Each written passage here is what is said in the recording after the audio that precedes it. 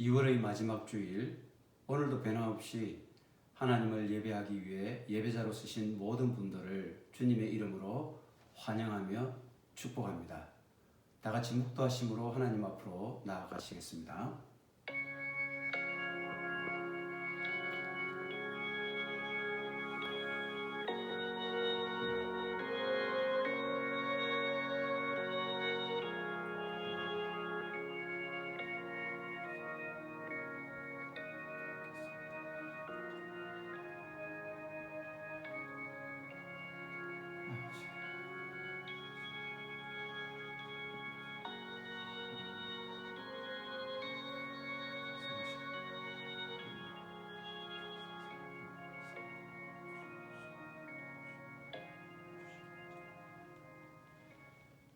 2022년이 시작되고 어느덧 2월의 끝자락을 향해 가는 시간의 흐름 속에서 매 순간순간 저희들을 지켜주시고 동행해 주시는 신실하신 하나님 아버지, 오늘도 저희들을 예배자로 불러주셔서 감사를 드립니다. 황량하고 고단한 광야길 인생일지라도 저희들이 교회가 되게 하시고 교회의 생명이 되게 해주셔서 그리스도의 향기를 드러내는 광야교회의 성도들이 되게 하여 주시옵소서. 우리 인생길에 시시각각 다가오는 사탄 마귀의 유혹과 세상의 도전들에 대항해서 오직 하나님의 말씀, 그 약속의 말씀만을 붙잡고 승리하는 삶을 살아가게 하여 주시옵소서. 이 시간 드리는 예배를 통해 하나님의 신실하신 약속을 다시금 깨닫고 결단하는 시간 되게 해 주옵소서. 저희 예배를 살아계신 하나님 홀로 영광받아 주시옵소서. 감사를 드리오며 예수님 이름으로 기도드리옵나이다. 아멘. 다 같이 사도신경 하심으로 우리의 신앙을 고백하겠습니다. 전능하사 천지를 만드신 하나님 아버지를 내가 믿사오며 그 외아들 우리 주 예수 그리스도를 믿사오니 이는 성령으로 잉태하사 동정녀 마리아에게 나시고 본디오 빌라도에게 고난을 받으사 십자가에 못 박혀 죽으시고 장사한 지 사흘 만에 죽은 자 가운데서 다시 살아나시며 하늘에 오르사 전능하신 하나님 우편에 앉아 계시다가 저리로서 산 자와 죽은 자를 심판하러 오시리라. 성령을 믿사오며 거룩한 공예와 성도와 서로 교통하는 것과 죄를 사하여 주시는 것과 몸이 다시 사는 것과 영원히 사는 것을 믿사옵나이다. 아멘. 다 같이 찬송가 481장 하나님 앞에 불러 올리시겠습니다.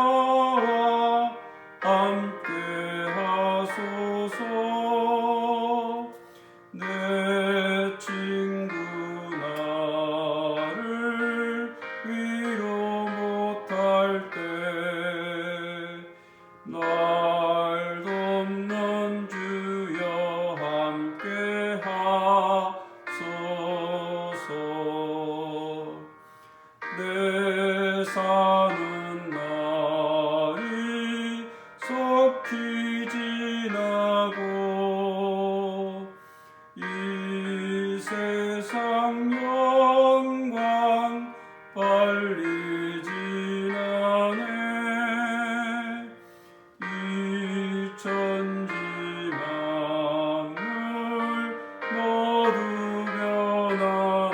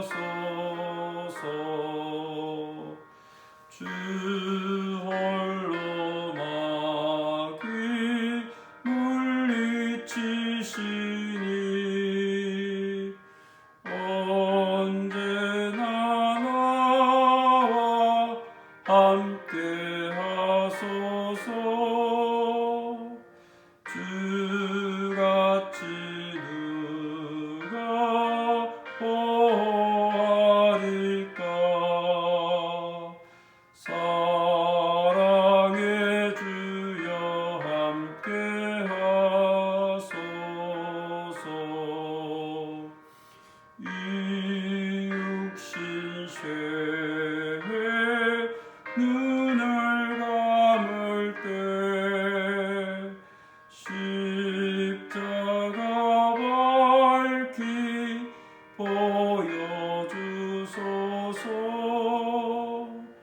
내 모든 슬픔 위로하시고 생명의 주여 함께 하소서.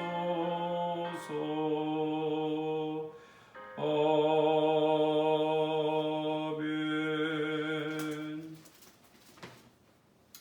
오늘 우리에게 주신 하나님 말씀은 민수기 13장 25절에서 33절까지 말씀입니다.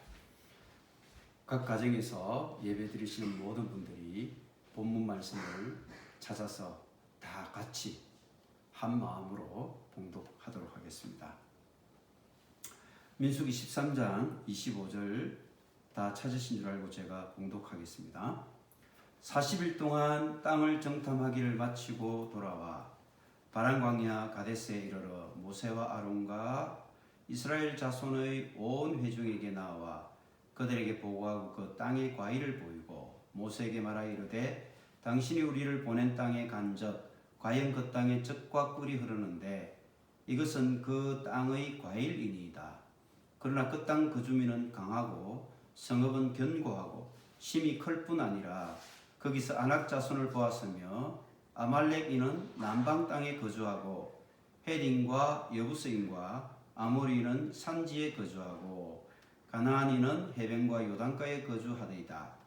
갈렙이 모세 앞에서 백성을 조용하게 하고 이르되 우리가 곧 올라가서 그 땅을 취하자 능히 이기리라 하나 그와 함께 올라갔던 사람들은 이르되 우리는 능히 올라가서 그 백성을 치지 못하리라.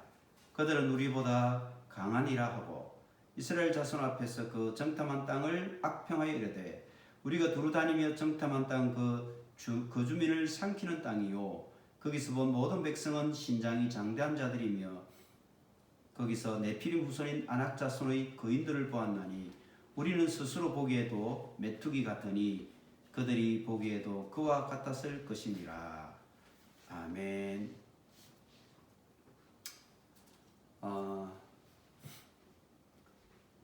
우리는 민수기를 통해서 출애굽한 이스라엘 백성들의 광야 여정을 지금 같이 따라가고 있습니다. 이스라엘 백성들의 이 광야길 여정을 통해서 우리는 하나님께서 이스라엘 백성들에게 주셨던 그 말씀들이 오늘 우리에게 동일하게 주시고자 하시는 말씀으로 우리가 받아들일 수가 있어야 됩니다. 흔히 우리가 성경 말씀을 보는 관점을 두 가지로 이 얘기를 합니다. 흔히 우리가 보는 유리가 있습니다. 여러 가지 상품을 진열해 놓은 쇼 윈도우가 있고 또 한 가지 유리는 거울이 있습니다.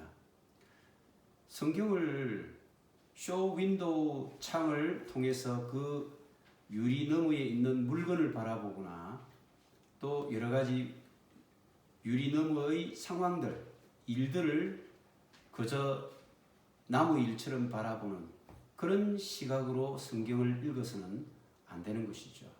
성경은 마치 거울을 바라보듯이 우리 자신을 비추는 그런 지침서로 우리가 말씀을 읽고 대해야 할 줄로 믿습니다.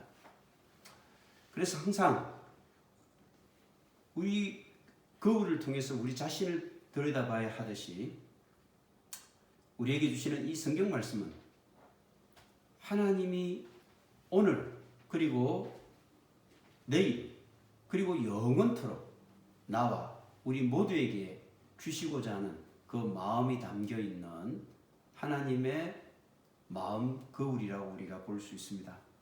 여러분들은 일반 소설책이나 영화를 반복해서 보는 사람은 드물 겁니다. 왜냐하면 이미 본 영화, 이미 다 읽은 소설은 지겹거든요. 그런데 성경 말씀은 그렇지 않습니다. 읽으면 읽을수록 지겹기는커녕 더 흥미진진하고 더욱더 은혜가 넘치고 더욱더 새로워지고 읽고 싶어지는 책이 바로 성경 말씀입니다. 왜 그렇습니까? 그것은 성경 말씀은 소설책이나 영화와 같이 어떤 유리너머의 세상을 말하는 것이 아니라 그 성경 말씀이 나를 향한 하나님의 음성이고 또 나에게 들려주는 하나님의 말씀이기 때문에 그렇습니다. 민수기의 광야 여정, 이것도 역시 오늘 살아가는 나의 이야기이자 우리 모두의 이야기인 것입니다. 민수기에 나타나는 이스라엘 백성들의 실패담을 통해서 하나님이 우리에게 들려주시고자 하는 것은 무엇일까요? 너희들은 실패하지 말기를 바란다. 그래서 오늘 말씀의 제목도 저는 이렇게 잡았습니다. 실패는 곧 성공이다. 이것이 오늘 본문 말씀을 통해서 제가 묵상한 은혜의 말씀입니다. 실패는 이스라엘 백성들을 통해서 하나님께서 우리에게 거울 삼아 성공의 길을 가라는 그런 음성이며 하나님의 간절한 마음이 담겨져 있는 것입니다. 출애굽한 이스라엘 백성들이 가나안 땅에 들어가기까지 그 여정 가운데 중요한 세 곳의 지명이 나옵니다. 그 첫 번째는 출애굽한 백성들이 1차적으로 목적지로 삼았던 시내산 광야가 있습니다. 두 번째는 가데스 바네아 광야가 있습니다. 마지막으로는 모압 평지가 나옵니다. 출애굽한 이스라엘 백성들이 첫 번째 도착한 시내산 광야, 그곳에서 그들은 노예의 신분을 벗고 노예의 때를 벗고 이제 하나님의 거룩한 나라 제사장의 신분으로 그 신분이 완전히 바뀌어지게 됩니다. 하나님께서 계약을 통해서 이스라엘 백성들과 그렇게 약속을 하셨고 그렇게 또 만들어 주신 것입니다. 그때 하나님께서는 이제는 너희들이 신분이 바뀌었으니 나의 백성이요 나의 소유된 제사장 나라가 되었으니 이제 너희들이 해야 될 두 가지 일이 있다. 그러면서 두 가지를 주셨죠. 하나는 십계명을 비롯한 율법을 주셨고 또 한 가지는 성막을 통해 하나님께 제사를 드리도록 죄 씻음을 받고 하나님께 나아오도록 그렇게 두 가지를 요구하셨습니다. 십계명을 비롯한 율법은 신명기에 구체적인 그 시행 세칙이 열거되어 있습니다. 성막을 어떻게 운영할 것인가에 대한 내용도 레위기에 아주 상세하게 설명이 되어 있습니다.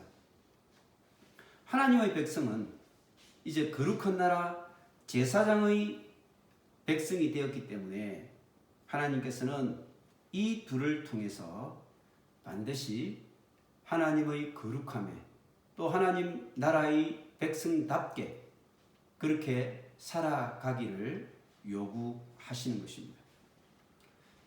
두 번째 장소는 그들이 이제 시내산을 출발하여 가데스 바네아라고 하는 광야에 도착하게 됩니다.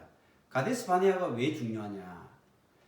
이곳은 이스라엘 지도를 놓고 보면 이스라엘의 가장 남쪽 지역이 네게브 사막입니다.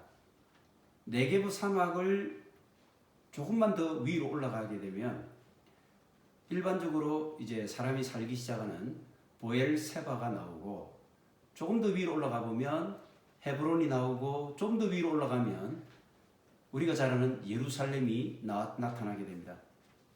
그래서 이 가데스 바네아에서 실제로 이제 가나안 땅을 들어가는 것은 거의 시간 문제입니다. 가데스 바네아는 바로 이 가나안 땅의 초입에 있는, 그래서 이스라엘 지도로 보면 가장 남쪽에 있는 네게브 사막과 붙어 있는 곳이 가데스 바네아 광야입니다. 근데 이곳에서 참으로 가슴 아픈 일이 벌어지고 말았습니다. 오늘 본문에서 우리가 잠깐 살펴본 바와 같이 각 지파별로 12명의 정탐꾼을 보내서 가나안 땅을 탐지하고 돌아오게 했습니다. 그들이 40일 동안 땅을 탐지하고 돌아와서 모세와 아론에게 보고를 하는 장면입니다. 그것이 오늘 우리가 읽었던 본문인데, 그 주민들이 이렇게 정탐꾼들이 이렇게 보고를 하고 있습니다. 당신이 우리를 보낸 땅에 간즉 과연 그 땅에 젖과 꿀이 흐르는데 이것이 그 땅의 과일입니다. 그러나 역접, 그러나 but, 항상 이 역접은 모든 상황의 일거에 다 바꾸어버리는 참으로 중요한, 그러면서 무거운 그런 의미를 담고 있는 접속사 아니겠습니까? 그 땅 그 주민은 강하고 성읍은 견고하고 심이 클 뿐 아니라 거기서 아낙 자손을 보았으며 그들이 이곳에 거주하더이다. 어떻습니까? 바로 하나님의 약속의 이야기, 그래서 젖과 꿀이 흐르는 땅의 이야기가 일순간 절망과 좌절과 고난과 슬픔의 이야기로 바뀌어 버리는 순간입니다.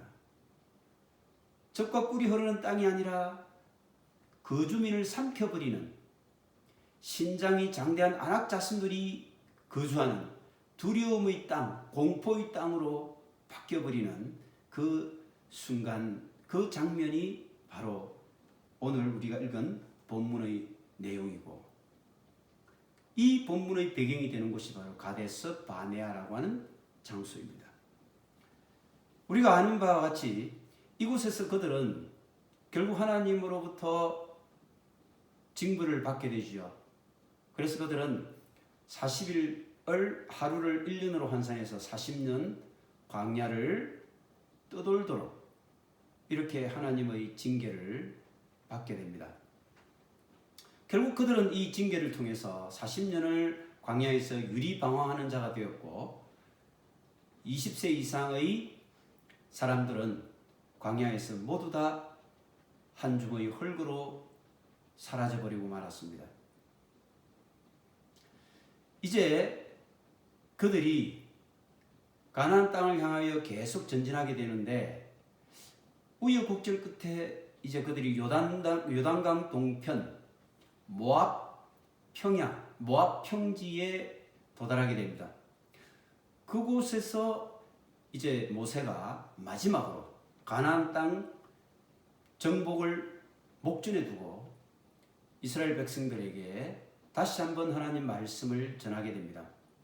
왜냐하면 이미 1세대들은 광야 40년의 방황 기간 동안에 20세 이상의 사람들은 다 소멸되었습니다. 여호수아와 갈렙을 제외하고 말이죠. 그러니까 이제 광야에서 자라났거나 거기서 태어난 2세대들에게는 하나님의 말씀을 다시 한번 상기시키고, 하나님의 약속이 무엇이며 하나님 앞에 우리가 어떤 민족이며 어떤 존재들이며 어떻게 살아야 할 것인가에 대한 하나님의 계명과 율법을 다시 한번 더 선포하는 일이 무엇보다 중요했습니다. 그래서 신명기에 모세가 그 새로운 2세대들을 향해서 너희들이 들어갈 가나안 땅에서는 이렇게 살아야 한다. 하나님께서는 이렇게 말씀하시고 선포하시고 요구하셨다. 이것이 신명기의 내용인 것입니다. 자, 이렇게 보면 이제 이스라엘 백성들은 시내산을 출발해서 가데스 바네아로, 거기서 결정적인 실수를 하는 바람에 다시 돌아와서 며칠이면 들어갈 가나안 땅을 들어가지 못하고 40년을 유리방황하여 겨우 이제 요단강 동편 모압 평지에 당도해서 모세로부터 마지막 고별 설교를 듣는 것으로 광야의 여정이 끝나게 되는 것입니다. 우리는 지난 시간에 민수기는 백성의 수를 기록했다라고 해서 제목이 민수, 백성의 수라고 하는 그런 제목이 붙여졌다고 말씀을 드린 바가 있는데, 실제 이스라엘 백성들이 시내산을 떠날 때 그들은 이제 광야길에서 마주치게 될 여러 민족들과 싸워야만 했습니다. 실제 하나님께서는 출애굽할 때 애굽의 바로와 싸우지 않았습니까? 그래서 10가지 이적을 행하시고 친히 그 바로를 무릎 꿇려서 이스라엘 백성들이 이제 출애굽하도록 만드셨습니다. 그런데 이제 하나님께서는 두 번째 전쟁, 즉 그들이 광야를 걸어가면서 만나게 될 많은 그런 여러 족속들과의 싸움을 이스라엘 백성들이 잘 준비해서 치러주기를 바라셨습니다. 그래서 시내산을 출발하기 직전에 그들의 20세 이상 된 남자 장정들을 계수하게 되지요. 그 숫자가 60만 3,550명이었습니다. 근데 그들이 가데스 바네아에서 이제 그런 하나님 앞에 결정적인 실수와 실패를 행함으로써 광야의 40년 유리방황 기간을 거치게 되죠. 그래서 그들이 모압 평지에 도달했을 때 이제는 그들이 다시 한번 계수를 받게 됩니다. 왜 그렇습니까?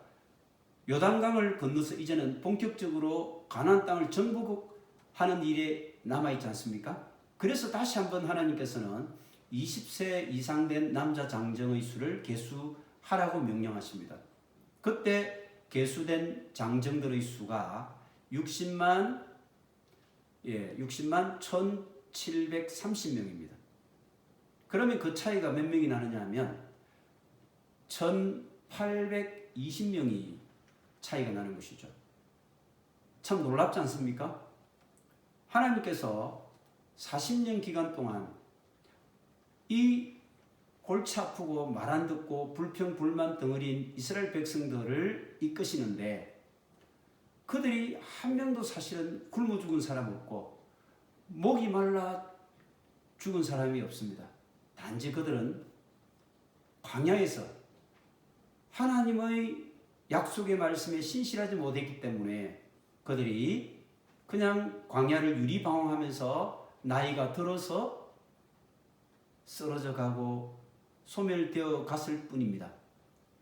하나님께서는 이렇듯 이스라엘 백성들을 원래 60만 대군이라고 하는 그 숫자를 40년 이후에도 그대로 유지시켜 주셨다는 것입니다. 이것은 하나님의 은혜로밖에 우리가 설명할 수 없습니다. 이 사실을 놓고 우리는 다시 한번 생각을 해야 됩니다. 우리의 생명이 어디에 있습니까? 이렇게 척박한 광야길에도 하나님께서 생명을 지켜주시지 않으면 어떠한 생명도 살 수 없는 곳이 광야 아닙니까? 씨를 뿌린들 씨가 나겠습니까? 거기서 가축을 키울 수 있겠습니까? 무엇 하나 우리의 생존을 위해서 가질 수 있는 것이 없는 곳이 바로 이 광야, 참으로 척박한 사막지대고 척박한 황무지 이 광야가 아니겠습니까?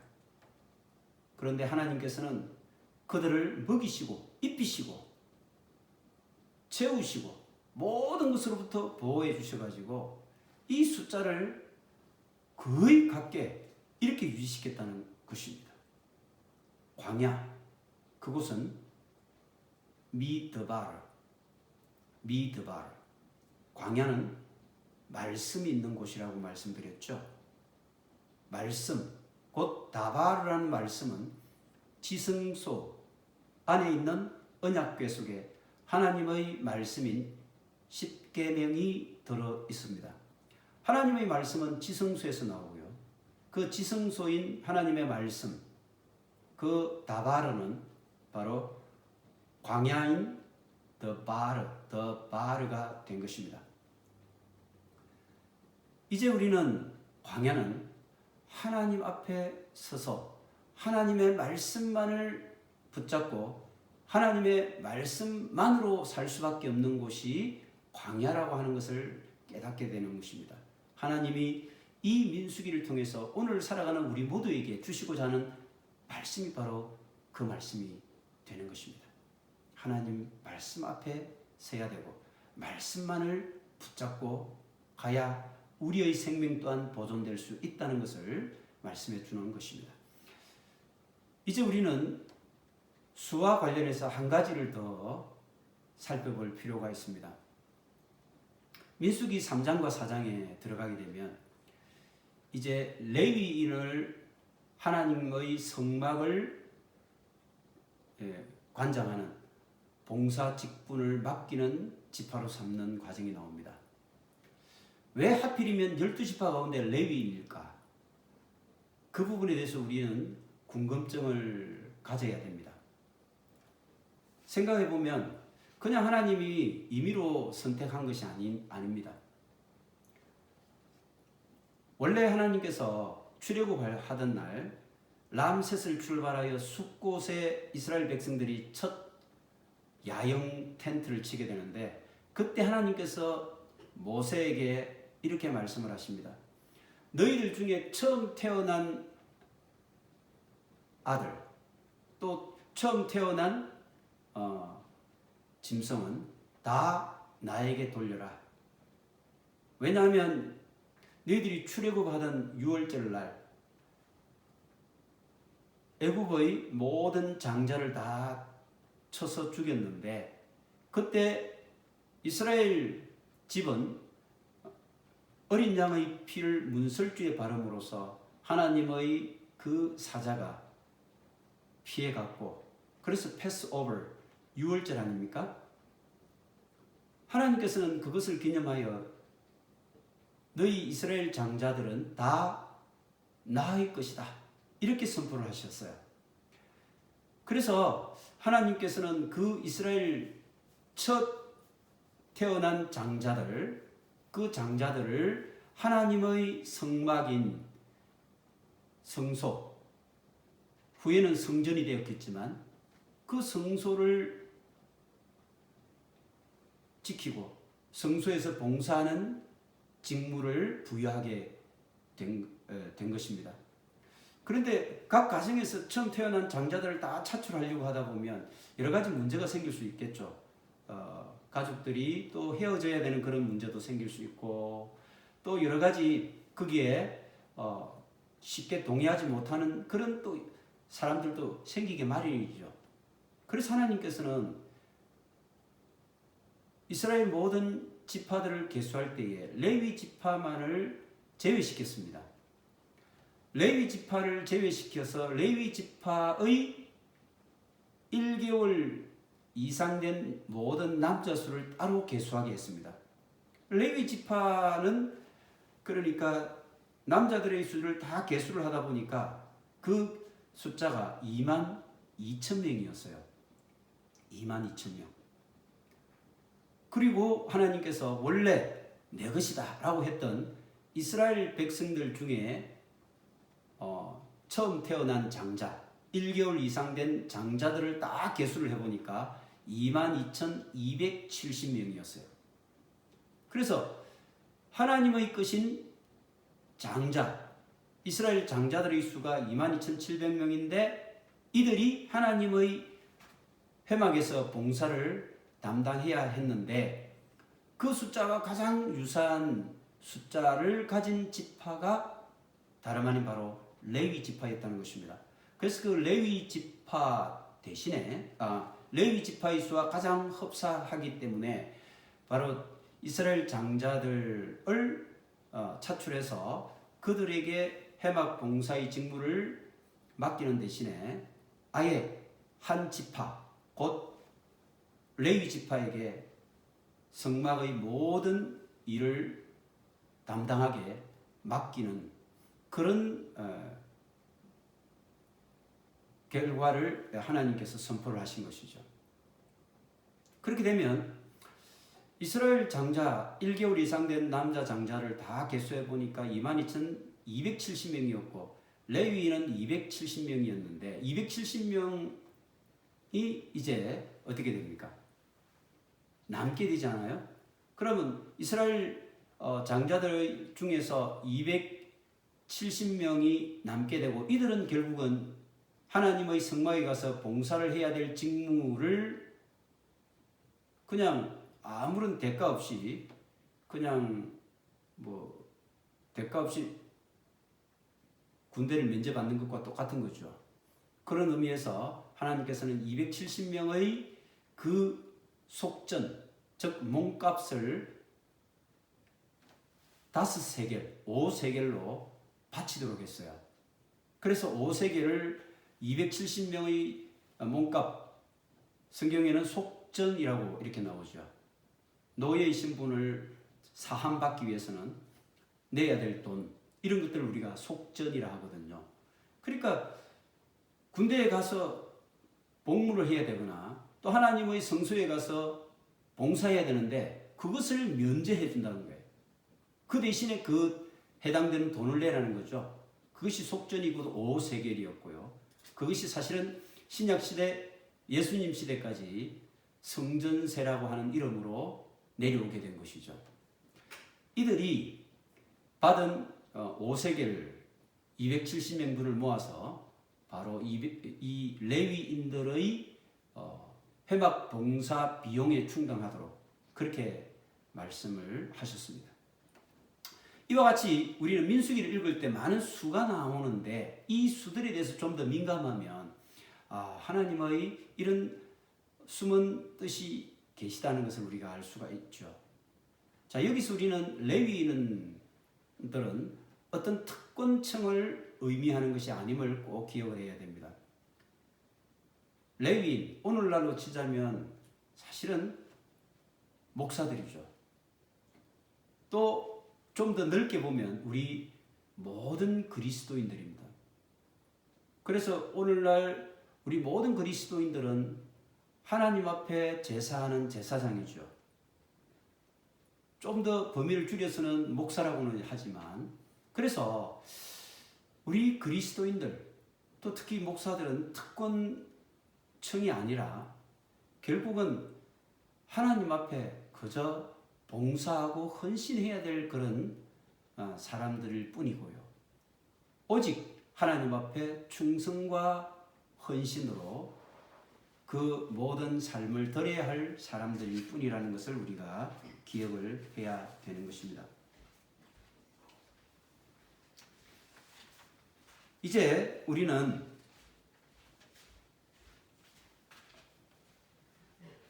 이 숫자를 이제 조금 더 의미를 가지고 한번 말씀을 나눠 보기를 원합니다. 이스라엘 백성들이 시내산을 출발할 때 계수했던 60만 3,550명. 자, 모압 평지에 도착했을 때 그들의 숫자인 60만 1,730명, 그 차이인 1,820명. 이 줄은 숫자는 사실은 광야 인생, 광야 여정에서 그들이 하나님 앞에 대적하고 하나님의 약속의 말씀을 신뢰하지 못한 결과로 빚어진 그런 숫자입니다. 그러니까 1820명이라는 숫자만 줄은 것은 참 하나님의 놀라운 은혜였고 하나님의 돌보심이었지만 왜 1820명이 줄어야 했는가 라고 하는 것은 우리가 민수기를 읽으면서 하나님의 마음을 읽어야 된다는 것입니다. 1820명이 감소하게 된 것은 다름 아닌 바로 하나님의 약속의 말씀을 신실하게 붙잡지 못한 이스라엘 신앙의 문제였습니다. 신앙의 실패였기 때문입니다. 그것이 8번에 걸쳐서 나타나게 됩니다. 그래서 간단하게 우리가 한번 살펴보면요. 첫 번째가 이스라엘 백성들이 만나를 계속 먹지 않습니까? 만나를 계속 먹는데 이스라엘 백성들이 이제는 만나의 실증이 나는 거예요. 그래서 고기 좀 먹었으면 좋겠다. 고기 좀 먹게 해달라. 우리가 애굽의 노예 생활할 때는 그 가마솥에서 고기를 끓이고 고기를 우리가 먹기도 하고 고기 먹던 그 시절이 참으로 그립구나 라고 하면서 모세를 원망하기 시작했죠. 우리를 이곳까지 데리고 와서 정말 우리가 정말 이렇게 죽게 되었구나. 모세를 원망하기 시작했습니다. 그때 하나님께서 나타나셨습니다. 그들에게 고기를 주겠다. 모세가 아니 하나님 이 60만 넘는 그러니까 남녀 아이들까지 다 합치면 200만 명이잖아요. 200만 명이 넘는 사람들에게 양과 소를 얼마나 더 잡아야만 먹일 수 있겠습니까? 여호와의 손이 짧아서 이런 일을 못할 줄 아느냐? 너희가 내일 그것을 보게 되리라. 하나님께서 약속하십니다. 그리고는 그 다음날 하나님께서 메추라기를 보내오지 않습니까? 그래서 그들이 메추라기로 고기 맛을 보게 됩니다. 그러나 그들이 하나님의 약속을 믿지 못하고 원망하고 불평했기 때문에 그들의 고기가 이 사이에 채 씹히기도 전에 하나님의 진노의 그런 벌이 그들에게 가해지게 되는 것이죠. 왜 하나님은 만나만 주셨을까요? 처음부터 메추라기 고기도 같이 먹여주셨으면 좋았을 것을. 그것은요, 하나님이 말씀하시기를 너희들은 만나만으로 이 광야에서 충분히 생존할 수 있고 살아갈 수 있다. 이것을 하나님께서 말씀하신 거예요. 그런데 이스라엘 백성들은 노예 시절의 그 애굽에서 먹던 가마솥, 고기 냄새, 고기를 그리워하면서 하나님의 약속의 땅에 대한 소망보다는 그런 과거의 노예 신분의 고기 맛을 그리워했다는 것입니다. 하나님이 진노하신 것은 이것입니다. 그리스도인이라면 거룩한 자존심이 있어야 됩니다. 우리가 고기 맛을 위해서 우리의 자존심을 버릴 수 있겠습니까? 노예의 신분으로 다시 돌아갈 수 있겠습니까? 하나님의 백성이라면 우리가 고기를 먹지 못한다 할지라도 하나님께서 우리에게 주신 생명, 양식, 그것이 우리에게 족한 줄로 알고 하나님께 감사하며 나아가는 그런 거룩한 자존심이 우리에게 필요한 것입니다. 거룩한 자존심. 그것이 오늘 여러분과 제가 잃지 말아야 할 하나님의 마음이고 하나님의 간절한 소망이라고 하는 것을 우리가 잃지 말아야 될 것입니다.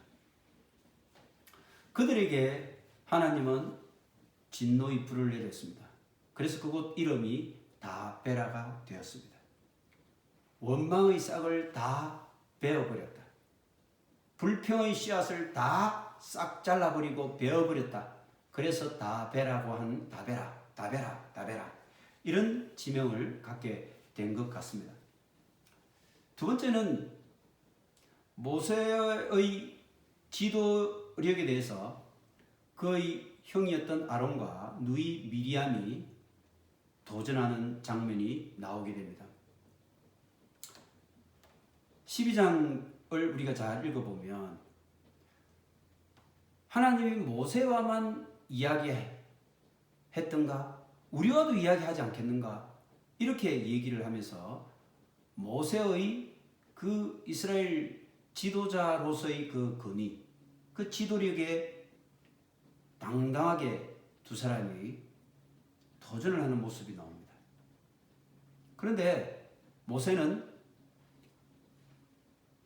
그 온유함이 온 지면 위에 모든 사람보다 더하였다. 개역 한글에는 그 모세는 온유함이 온 지면에서 성하였다 이렇게 기록이 되어 있는데 모세의 온유함 때문에 모세에게 이스라엘 지도자의 그런 권위를 주셨다고 하나님이 말씀을 하세요. 온유. 여러분, 온유라고 하면 어떤 생각이 드십니까? 부드럽고 착하고 따뜻한 마음을 가진 사람, 온유한 사람이다, 이렇게 생각이 쉽죠. 그런데 온유라고 하는 말은 아나우라는 말은 그런 뜻이 아니라 하나님의 뜻에 내 뜻을 복종시키다, 이런 의미를 가지고 있는 말입니다.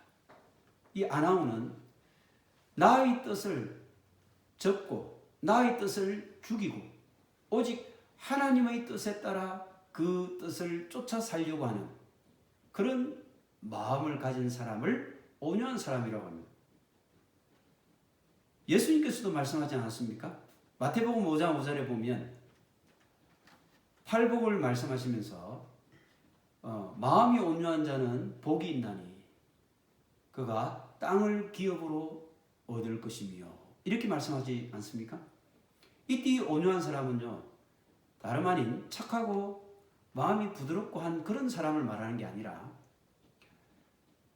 하나님의 뜻에 자신의 뜻을 맞추는 사람, 자신의 뜻을 꺾고 하나님의 뜻을 쫓는 사람을 온유한 사람이라고 합니다. 그 사람에게 주어지는 복이 뭡니까? 땅을 기업으로 얻는다. 그럼 우리는 이 옆에 있는 몇만 평의 땅을 그냥 공짜로 얻는다, 선물로 얻는다, 아이고 좋은 복이다, 이렇게 생각이 쉬운데 그런 뜻이 아닙니다. 바로 이 땅에 대한, 즉 세상에 대한 영향력을 가지게 된다, 세상을 다스리는 사람이 될 것이다, 이런 의미가 되는 것이죠. 이제 우리는 아론과 미리암이 모세의 건의에 도전하는 두 번째 실패를 통해서 하나님께서 온유한 자가 되라고 우리에게 말씀하시는 것입니다. 모세처럼 온유한 자가 하나님의 지도자로 권위를 가지게 된다는 것입니다. 그런 사람에게 임하는 복이 바로 에이레네의 복입니다. 에이레네의 복, 그것은 하나님과 하나가 된다, 하나님과 동행한다. 그럴 때 내적인 평화가 있고 외적인 번영이 동시에 찾아오는 복, 그것이 에이레네의 복입니다. 그래서 우리는 항상 히브리어 샬롬도 있지만 헬라어 에이레네 평강하십시오, 이렇게 우리가 인사하기도 하죠. 그렇게 의미를 우리가 알고 나면 에이레네라고 하는 이 인사말이 얼마나 큰 축복의 말인지 깨닫게 되는 것입니다. 이스라엘 백성들의 세 번째 실패는 오늘 우리가 읽었던 것처럼 가데스 바네아에서 일어나는 사건입니다. 12명의 정탐꾼을 보내가지고 그들의 보고를 받지 않습니까? 그런데 대부분의 정탐꾼, 즉 갈렙과 요수아를 빼고는 10명의 정탐꾼은 뭐라고 보고합니까? 우리는 그들 앞에 메뚜기 같은 존재가 됐다.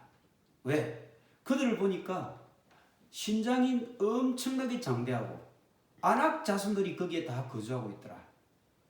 그 땅은 젖과 꿀이 흐르는 땅이 아니라 땅을 삼키는, 거민들을 삼키는 땅이다, 이렇게 악평을 합니다. 하나님께서는 분명히 그 땅을 너희들에게 주겠다고 약속을 하셨죠. 그래서 너희들이 나가서 정복하라고 말씀을 하십니다. 그런데 하나님의 말씀보다는 그들은 그들의 눈에 들어온 광경, 그들이 본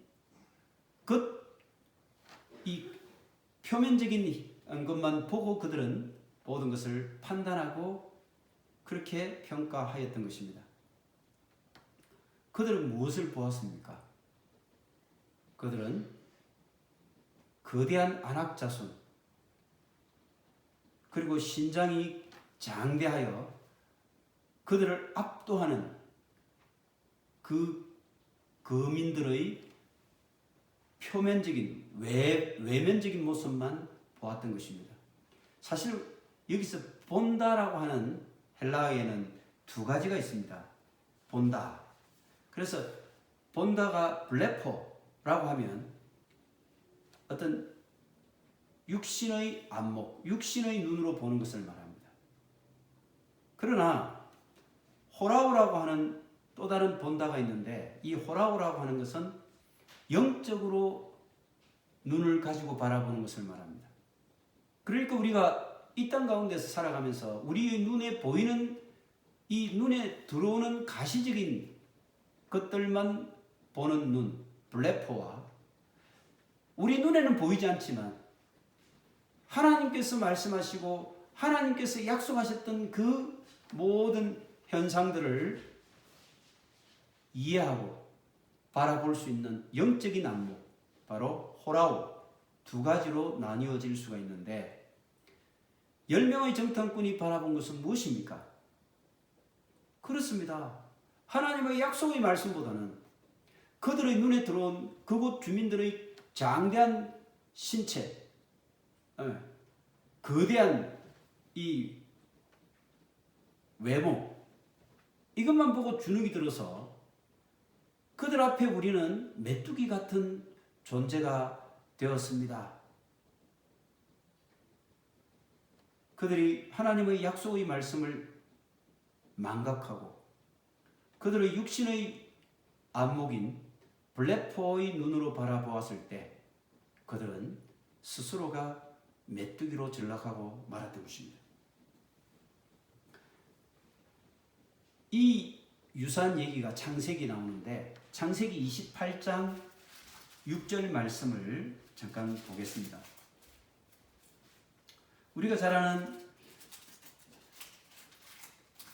이삭의 두 아들 에스와 야곱이 있습니다. 에스는 사냥을 좋아하는 정말 남자다운, 요즘 같으면 용맹스럽고 활기차고 힘있고 남자다운 그런 사람이 에스였습니다. 그래서 사실은 이삭은요 에스를 좋아했어요. 그래서 에스한테 너 들에 나가 사냥해 와서 나에게 맛있는 것 주고 너를 축복하게 해라 이렇게 말하지 않습니까? 반면에 그 차남인 둘째 야곱은요 늘 장막에 거주하고 그리고 또 좀 소심하고 유약하고 좀 남자다운 부분이 좀 어떻게 보면 모자라는 그런 사람이 야곱이었습니다. 그런데 에스와 야곱 그 둘의 경쟁에서 결국 누가 승리자가 됩니까? 남자답고 용맹스러운 에스입니까? 아닙니다. 유약하고 어찌 보면 소심하고 다소 여성 같은 야곱이 승리자가 된 것입니다. 이 둘의 차이는 어디에서 기인했을까요? 바로 무엇을 바라보았느냐는 차이입니다. 오늘 창세기 28장 6절 제가 봉독합니다. 에스가 본즉 이삭이 야곱에게 축복하고 그를 바담 아람으로 보내어 거기서 아내를 맞이하게 하였고 또 그에게 축복하고 명하기를 너는 가나안 사람의 딸들 중에서 아내를 맞이하지 말라 하였고 에스가 또 본즉 8절에 보면 가나안 사람의 딸들이 그의 아버지 이삭을 기쁘게 하지 못하는지라. 에스가 본즉 에스가 또 본즉 에스는 무엇을 보았습니까? 에스는요 그냥 겉만 보았습니다. 본질을 보지 못했다는 것입니다. 그래서 이삭이 사랑받고 이삭이 더 인정받는 것 같고 한 이유를 그냥 자기의 부인이 야곱처럼 그렇게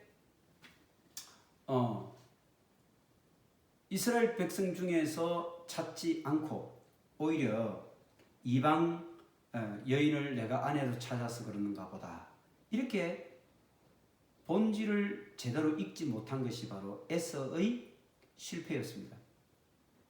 그래서 결국 그는 이스마엘의 딸, 그 딸을 또 자기 아내로 들이는 그런 실수를 범하게 되는 것이죠. 이 에스가 본 것은 블레프입니다. 그는 육신의 눈으로만 보았기 때문에 사태의 본질을 제대로 파악하는 호라의 눈을 가지지 못했다는 것입니다. 반면에 야곱은 무엇을 바라보았는지 똑같이 창세기 28장 10절을 보겠습니다. 야곱이 브엘세바에 떠나 하란으로 향하여 가더니 11절 한 곳에 이르러 해가 진지라 유숙하고 거기서 돌을 가져다 베개 삼고 누워 자더니 12절 꿈에 본적 사닥다리가 땅 위에 서 있는데 그 꼭대기가 하늘에 닿았고 또 본적 하나님의 사자들이 그 위에서 오르락내리락 하고 또 본적 여호와께서 그 위에 서서 이르시되 나는 여호와니 너의 조부 아브라함의 하나님이요 이삭의 하나님이라 내가 누워있는 땅을 너와 내 자손에게 주리니. 자, 지금 야곱은 형 에서의 살해 위협을 피해서 이제 브엘세바를 떠나 하란을 향해서 도망치고 있는 도망자 신세였습니다. 비록 그는 야반 도주를 해서 도망자 신세가 되었지만 그가 본 것이 무엇입니까?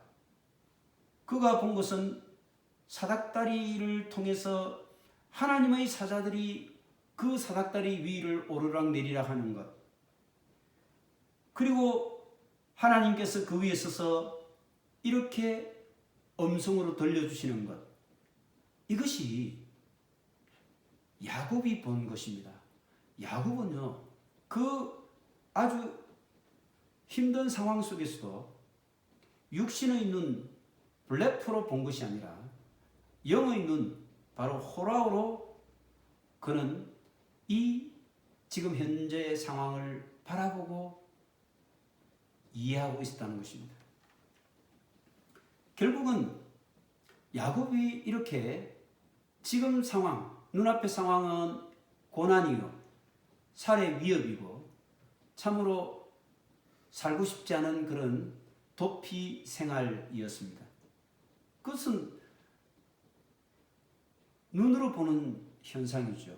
만약에 야곱이 이와 같이 블레포의 눈으로 자기 처지와 형편을 바라보기만 했다면 그 야곱은요, 그냥 살고 싶지 않아서 스스로 자살을 했었던지 아마 형 에색에 붙잡혀서 죽었을지도 모를 것입니다. 그러나 그는 육신의 눈으로 블레프로 본 것이 아니라 하나님의 눈으로, 영적인 눈으로, 호라오로 자기의 상황과 처지를 다시 바라보게 된 것입니다.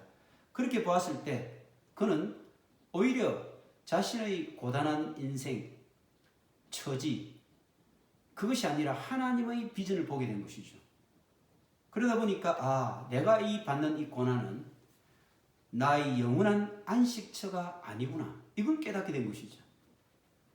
지금 현재 나에게 닥치는 이 고난, 이것은 하나님께서 하나님의 그런 섭리 속에서 나를 이끌어가는, 그래서 하나님의 섭리 가운데 하나에 있구나.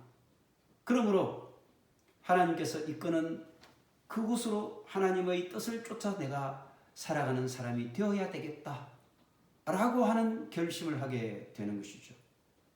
이것이 야곱의 승리를 가져온 결정적인 동인입니다. 무엇을 보고 있습니까? 우리는 지금 어떤 눈으로 우리의 형편과 처지를 돌아보고 있습니까? 블레포의 눈입니까? 호라의 눈입니까? 여러분 한번 돌아보시기 바랍니다. 이와 같이 성경은요, 육신의 눈으로 바라보는 우리를 영적인 눈으로 바라보는 존재로 바꾸어 나가고자 하는 하나님의 마음이 담겨져 있고, 그런 하나님의 노력이 참으로 간절한 소망으로 기록되어 있는 것이 바로 이 성경 말씀이고 성경책인 것입니다. 근데요, 시내산에서 1년 동안 율법과 성막을 통해서 훈련받은 이스라엘 백성들은 어땠습니까? 그들은 1년 동안요, 너희들이 제사장이 되고 거룩한 나라의 백성이 되기 위해서는 이런 계명을 지키고 이런 율법을 지키고 그리고 이런 성막을 통해서 죄를 씻고 하나님 앞으로 나와야 된다라고 하는 훈련을 1년 동안 받았단 말이에요. 그들이 받은 훈련이 뭡니까? 바로 블레포의 훈련이 아니라 호라우의 훈련이었어요. 호라우의 훈련, 영적인 안목으로 세상을 바라보는 눈. 그런데 그들이 그 모든 노력을 수포로 만들어 버리고 말았죠. 그들은 결국 이 블레포로만 여전히 바라보고 있었던 것입니다. 그 결과 가데스 바네아에서 그들은 하나님의 비전을 통해서 가나안 땅을 바라본 것이 아니라 바로 그들의 눈으로 보이는 현상으로만 바라보는 블레포의 눈으로 바라다 본 결과 그들은 거대한 아낙 자손의 덩치만 보였고 거대한 거민들의 외모만 그들의 눈을 사로잡았던 것입니다. 두려웠던 것입니다. 그래서 그들은 모세를 원망하며 다시 애굽으로 돌아가자. 다시 우리가 노예가 되었으면 되었지. 그들의 칼에 죽고 싶지 않다. 이런 원망이 나오게 되는 것입니다. 두려움을 이기는 여러분 유일한 길이 뭐라고 생각하십니까? 그것은 하나님의 약속의 말씀을 붙잡는 것입니다. 그 길이 블레포의 눈을 버리고 호라의 눈을 갖는 유일한 길이 되기 때문입니다. 호라의 눈을 가졌던 두 사람이 있었습니다. 갈렙과 여호수아 갈렙이죠.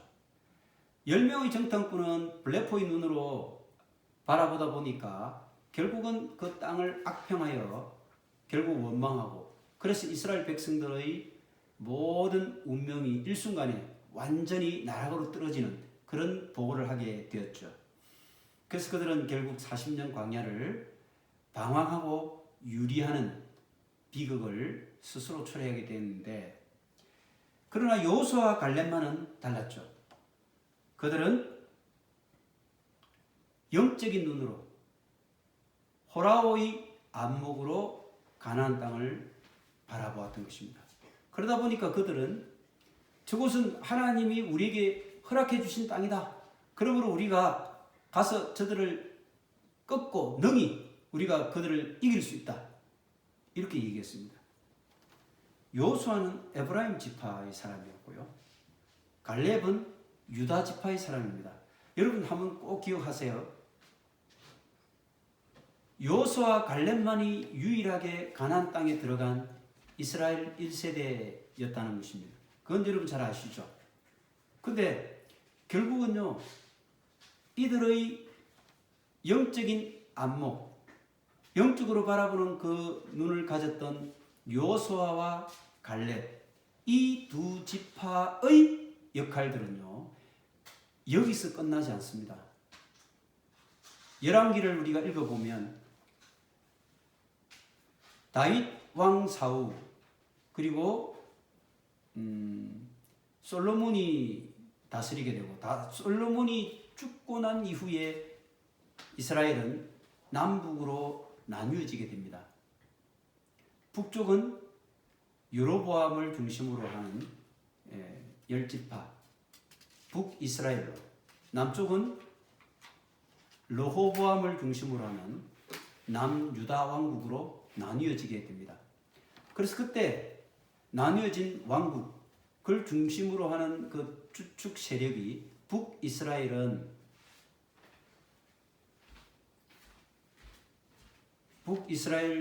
중심 세력이 바로 에브라임 지파였습니다. 누굽니까? 여호수아의 후예들입니다. 남유다를 이끄는 지파는 당연히 유다 지파였죠. 누굽니까? 갈렙의 후손들이죠. 그러니까 여러분 이때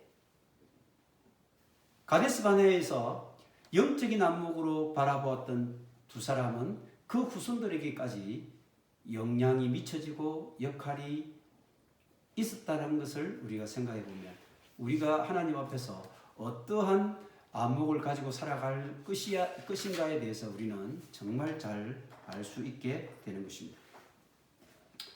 우리는 블레프로 이 땅을 바라볼 것이 아니라 호라우로 이 땅을 바라보고 하나님의 비전을 이루어가는 그런 하나님의 사람이 되었으면 좋겠습니다. 그리고 그 이후에 이제 이스라엘 백성들이 하나님 앞에 실패하는 몇 가지 사건들이 더 있게 되었죠. 안식일을 범한 사건.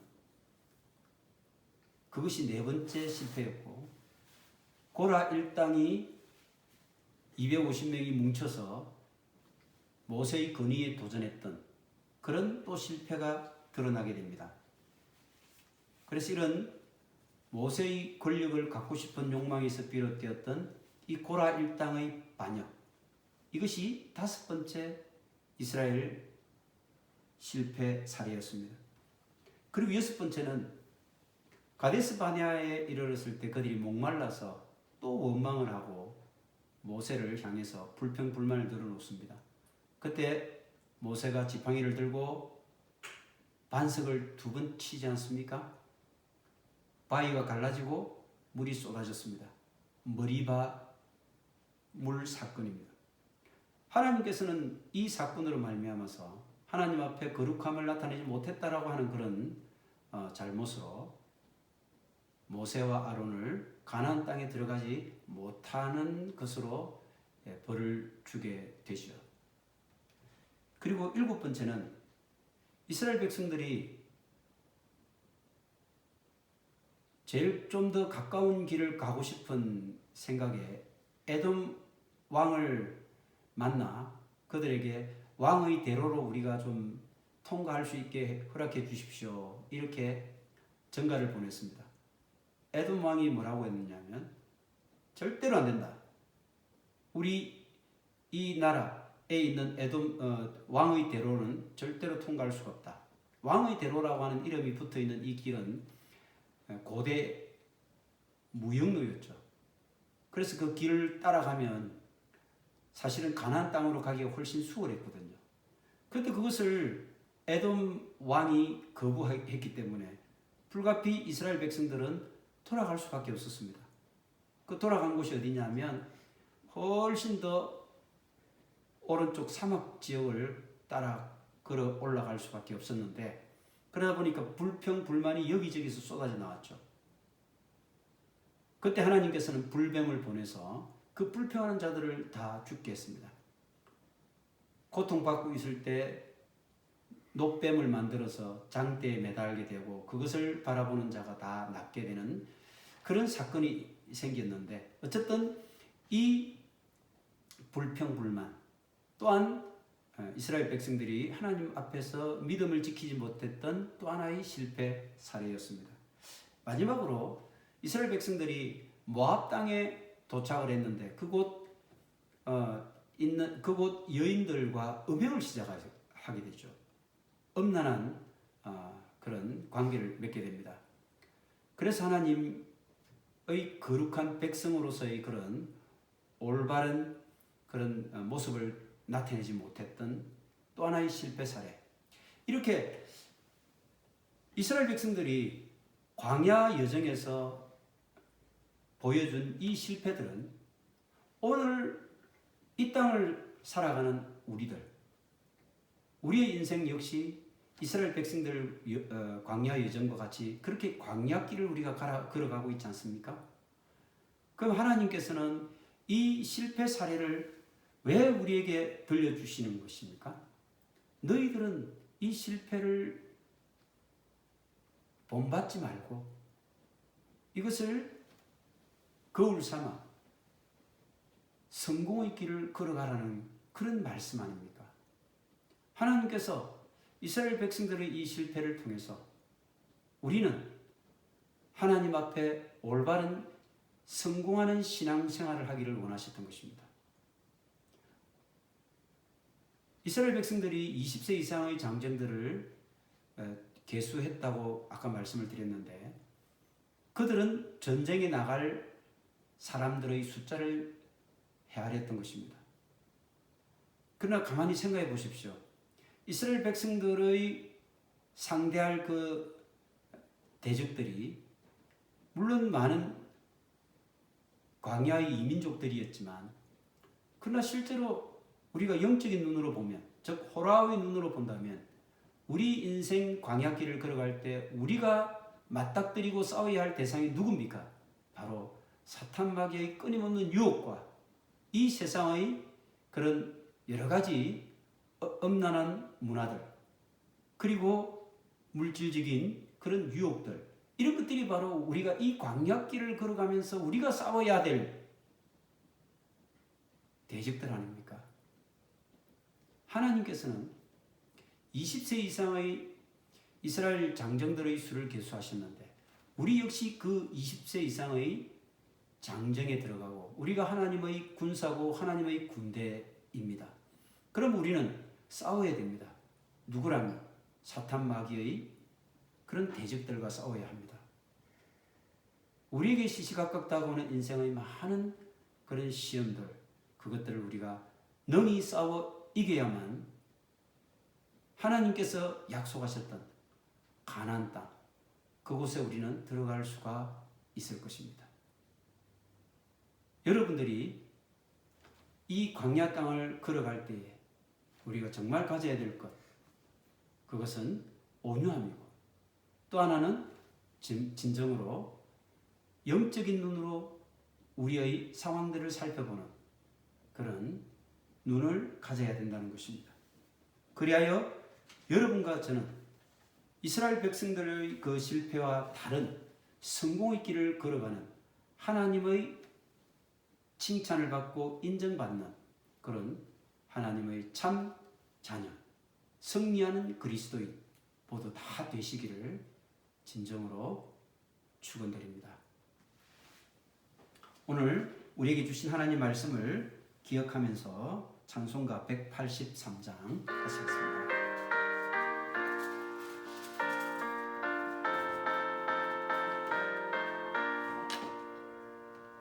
인들의 마른 풀같이 시들은 나의 영혼, 주님이 약속한 성령 간절히 기다리네. 가물음의 마른 땅에 단비를 내리시듯 성령의 단비를 부어 새 생명 주옵소서. 참되신 사랑의 언약 어길 수 있사오랴. 4절입니다. 오늘의 흡족한 은혜 주실 줄 믿습니다. 가물음의 마른 땅에 단비를 내리시듯 성령의 단비를 부어 새 생명 주옵소서. 아멘. 우리 오늘 말씀을 생각하면서 다 같이 기도하겠습니다. 약속에 신실하신 하나님 아버지, 광야길 인생에서 실패한 이스라엘 백성들의 그 가오와 전철을 되풀이하지 않겠다는 믿음, 그런 영적 깨달음을 이 시간 저희 모두에게 허락하여 주시옵소서. 이들의 광야길 여정을 통해 오늘을 살아가는 저희들에게 주시고자 하시는 하나님의 마음을 깨닫고 그 뜻을 쫓아 살아가는 제사장의 나라 거룩한 백성이 되게 하여 주시옵소서. 우리의 환경이 참으로 어렵고 고단하고 힘들지라도 하나님의 손길을 붙잡게 하시고 기록된 성경 말씀을 통해 하나님 음성을 듣고 그 음성에 순종하며 승리하는 그리스도인의 인생길 되게 하여 주시옵소서.